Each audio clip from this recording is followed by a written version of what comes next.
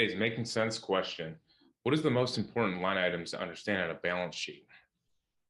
Balance sheet's one of the, of the three main financial statements. You have the profit and loss, which is the most used, the balance sheet, which is the second most used, and the cash flow statement, which reconciles basically the two statements between each other, which is the least amount used.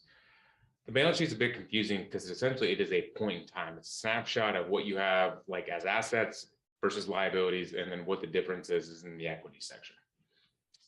The main thing that you should be focusing on as an entry-level person into balance sheet really is two main things, right? Current assets versus current liabilities. Current assets basically means positive things, right? Assets that are currently, or you currently have or have access to. Basically, that includes cash in your bank account and accounts receivable. That's the biggest two things, right? Accounts receivable are open customer invoices that'll be turned into cash very soon.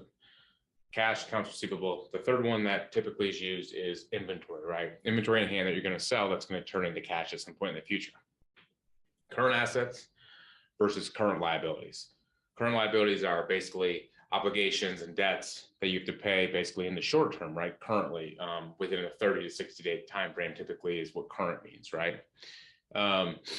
What does that include? Credit card balances, accounts payable, so open bills you owe, payroll, contractor payments, short-term portions of loans, cash flow loans, etc. Right? So basically, current asset, which is the top portion of the balance sheet in the asset section, current liabilities, which is the top portion of the liability section.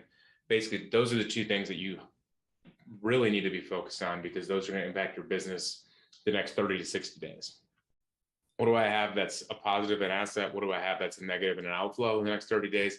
Am I going to be able to satisfy those obligations and liabilities? If so, great, keep moving forward.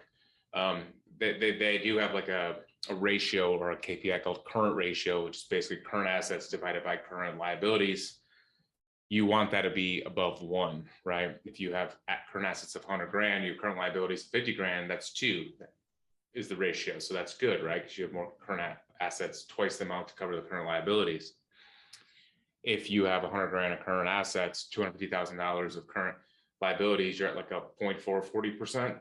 So you only have 40% of assets to cover the liabilities. That's when you get bad. That's when you're underwater and you have to figure out how to get out of, get out of debt basically, or get out of, figure out how to move forward in a positive manner and save your business basically. So in short, current assets, current liabilities, current ratios, current assets divided by current liabilities. That's the biggest thing to focus on a balance sheet. Don't worry about anything else at that time if you're just a beginner. And that'll help you kind of start to understand other aspects of the balance sheet and the statement. So I hope from that you learned a couple things today.